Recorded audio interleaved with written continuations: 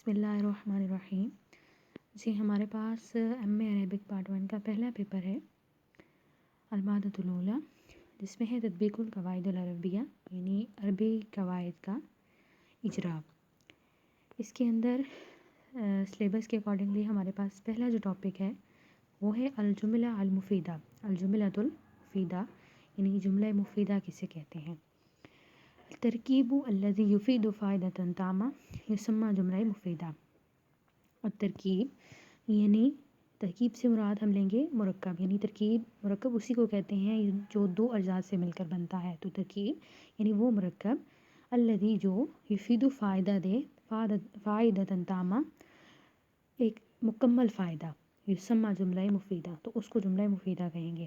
اور اگر ہم اس کی اردو میں اس کی اگر تعریف کریں تو ہم اس طرح سے کریں گے کہ وہ مرکب جس سے ہمیں پورا فائدہ حاصل ہو تو اس کو ہم جملہ مفیدہ کہیں گے۔ یسمى اذن کلاما، اور اس کو یعنی اس جملے کو ہم کلام بھی کہہ سکتے ہیں۔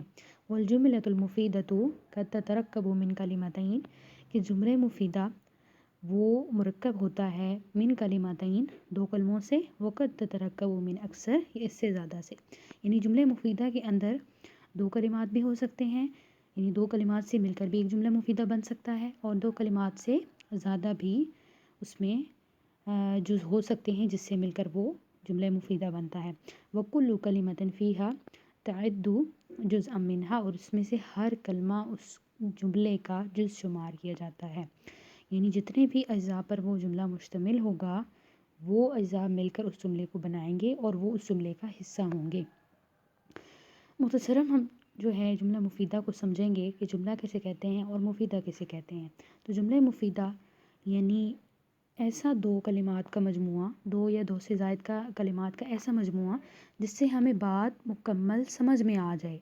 اور پھر وہ مفیدہ کیسے بنے گا کہ اس کے سنتے ہی ہمیں کوئی کسی چیز کا فائدہ حاصل ہو جائے، اسے سنتے ہی ہمیں کسی چیز کا فائدہ حاصل ہو جائے اور ہمیں پتہ چل جائے، یعنی کسی چیز کی خبر حاصل ہو جائے، تو اسے ہم کہیں گے جملہ مفیدہ، یعنی دو یا دو سے زائد کلمات کا ایسا مجموعہ جس سے مکمل فائدہ حاصل ہو تو وہ جملہ کہلاتا ہے۔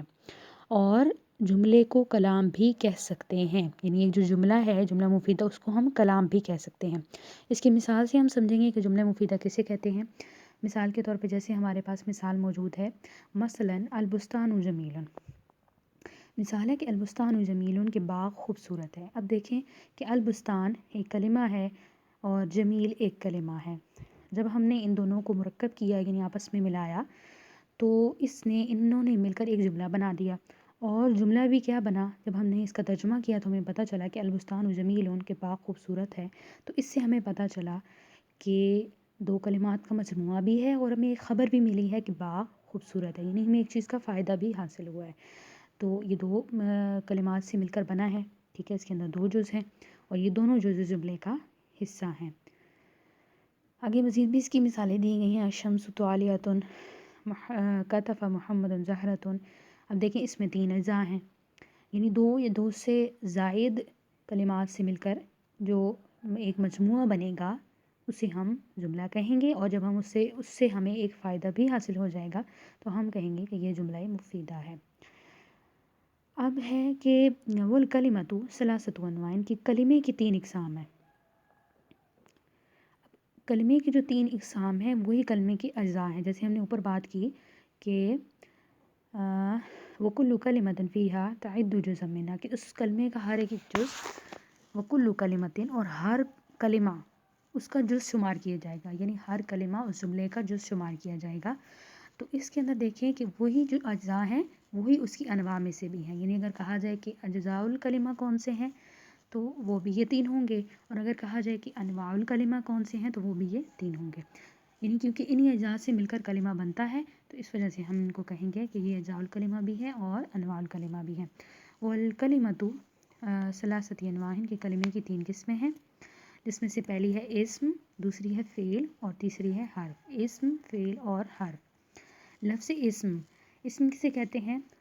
کل لفظ یسمى به انسان او حیوان او نبات او جماد او ای شیء آخر، یعنی ہر وہ لفظ، اسم ہم کسے کہیں گے کہ ہر وہ کلمہ جس میں کسی انسان کا کسی حیوان کا، نباتات میں سے، جمادات میں سے، یعنی کسی بھی چیز کا نام ہوگا تو وہ اسم ہوگا. یعنی ہر وہ چیز جو کسی ذات پہ دلالت کر رہی ہوگی یا معنی پر دلالت کر رہی ہوگی تو اسے ہم کیا کہیں گے؟ اسم ہے.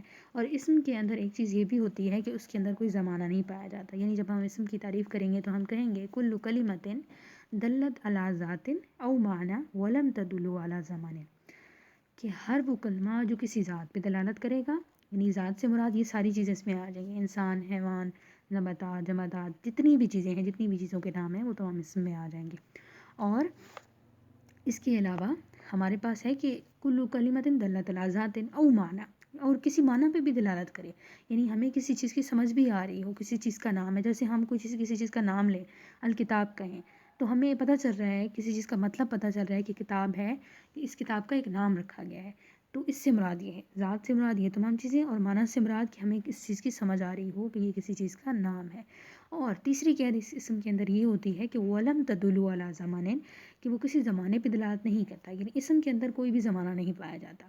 وہ کسی ذات پہ، معنی پہ دلالت ضرور کرے گا، کسی چیز کے نام پہ دلالت ضرور کرے گا، لیکن اس کے اندر کوئی بھی ماضی، حال اور مستقبل میں سے کوئی بھی زمانہ نہیں پایا جائے گا. مثال دیکھیں، مثال کے طور پہ ہم کہیں الفلاح، ابراہیم، اب یہ تمام چیزوں کے نام ہیں. ہم جب جیسے ہی ان کو پڑھتے ہیں تو ہمیں ذہن میں آ جاتا ہے اچھا فلاں چیز، یعنی کسی چیز کے مختلف چیزوں کے نام رکھے گئے ہیں. تو اس کے اندر اب کوئی زمانہ نہیں ہے. جیسے لفظ ابراہیم ہے، یہ ایک شخص کا نام ہے، لیکن اس کے اندر کوئی زمانہ نہیں پایا گیا، لیکن ایک نام پہ دلالت کر رہا ہے، ایک ذات پہ دلالت کر رہا ہے، تو اس کو ہم کہیں گے اسم. نمبر 2 پہ ہمارے پاس ہے فعل.